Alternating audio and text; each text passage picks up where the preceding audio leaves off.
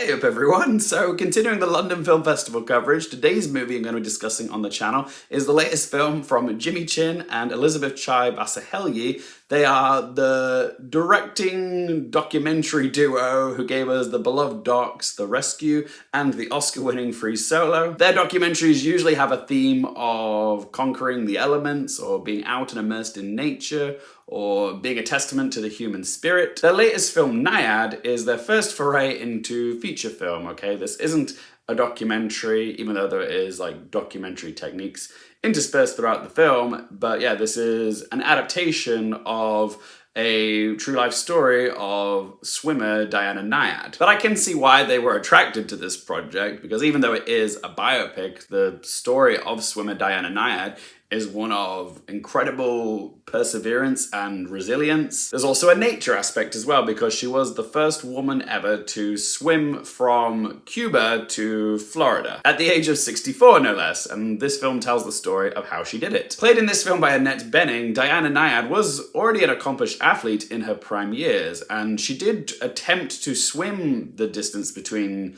Cuba and Florida one time before when she was 28, but failed. The film starts in 2010 when Nyad reaches the age of 60, and normally this is an age where most people would like to slow down, but for Nyad, her entering her golden years is actually the catalyst for why she wants to give the swim another try. She's hungry for a challenge and wants to feel as engaged and awake as she was in her heyday. So she recruits the help of her friend Bonnie, played by Jodie Foster, to be her swim coach, along with an expert navigator called John Bartlett, played by Rhys, who is an expert in the Gulf Reef and reading weather conditions in order to find the right window of time for Nyad to attempt her swim. This was no small feat, okay? The distance between Havana, Cuba and Key West, Florida was 103 miles and would require 60 hours of constant swimming and no rest. Not only is she dealing with wind, waves, and strong currents, there's also the risk of encountering deadly sea creatures like sharks and jellyfish, as well as health risks like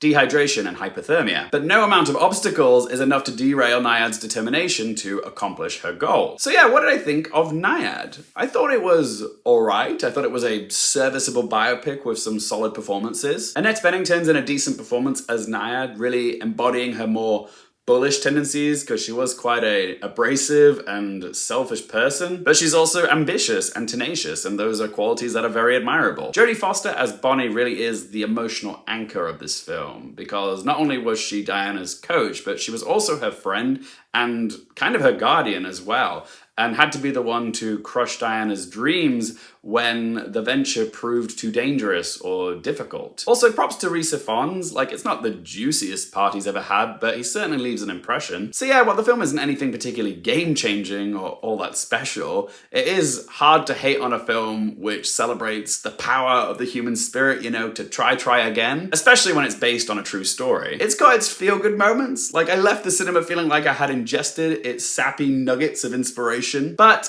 I did have my fair share of problems with this film. I think most of my issues with this film can be chalked up to first feature growing pains. Like, it's ridiculous to think that any filmmaker will make a masterpiece on their first try. But yes, Jimmy Chin and Elizabeth Chai Vasarhelyi are more well-versed in documentaries, okay? This is their first feature film, and it does show. Nyad, in a way, does kind of feel like a stepping stone or a bridge for them from documentary into feature film, because there is a lot of documentary footage peppered throughout the film, and while I didn't mind that there was documentary footage in it, it did kind of feel like they were almost using it as a crutch, because it's what they're familiar with. It felt safe, like a safety net. But yeah, some of their stylistic choices are questionable. I didn't like that they used this weird Instagram-looking filter in the flashback scenes. It made it look so cheap. And the same goes for the scenes which are a little bit more surreal, like the scene with the jellyfish and she's like seeing visions underwater. The visuals in that scene looked so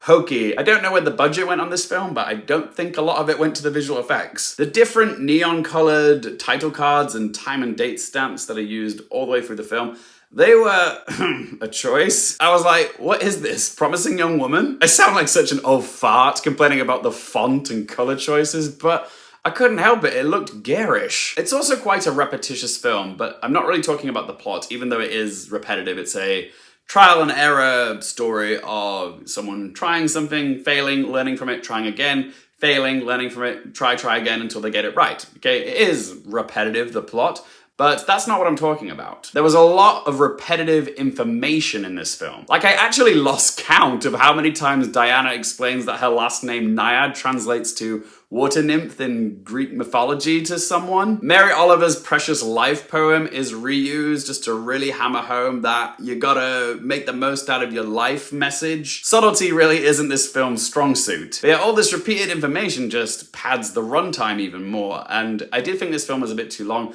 2 hours was too long. It felt like this film could easily have been an hour and a half. On reflection, there is a lot of stuff that could have been trimmed down or cut out because it didn't really serve the story. Like her looking for sponsorships, or an awkward scene where she's flirting and only talking about herself to this woman. There's even a scene with an almost encounter with a shark, which didn't feel needed. I don't know if the shark thing actually happened, but it felt like artistic license to me, like screenwriters Julia Cox just added it, just to add a little bit of drama to the latter half of the film. But it did feel a little bit Hollywood, like the faulty equipment getting turned on at the last second and scaring a shark away.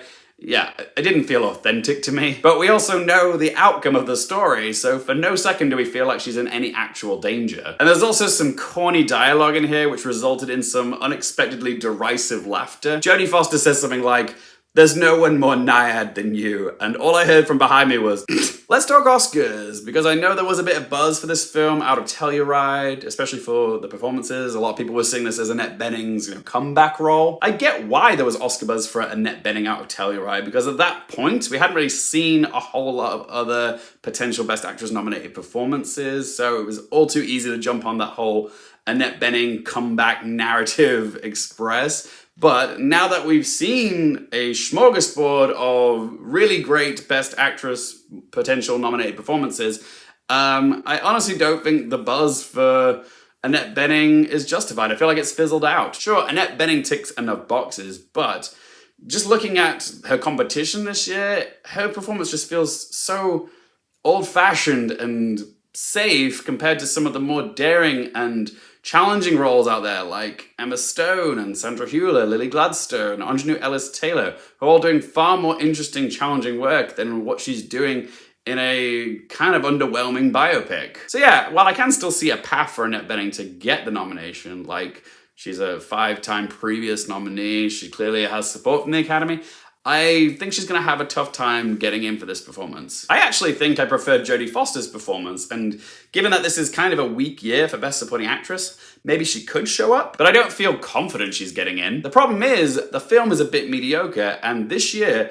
we have so many leading lady performances in films that have a very good chance of getting into Best Picture. Like, we could be looking at 5 Best Actress performances being in 5 Best Picture nominated films. Like, it could happen. So yeah, with Nyad having so many visible flaws compared to the other, potential Best Picture nominees of the year, it's just like, are people really gonna care about this film? I just don't see it happening. If I'm being completely honest, I don't see Nyad really as an Oscar contender. Apart from the performances getting a little bit of discussion, there's no other department in Nyad that is exceptional, and I think will be discussed heavily as a contender for any other category. So let's ask those 3 questions. Firstly, would I watch this again?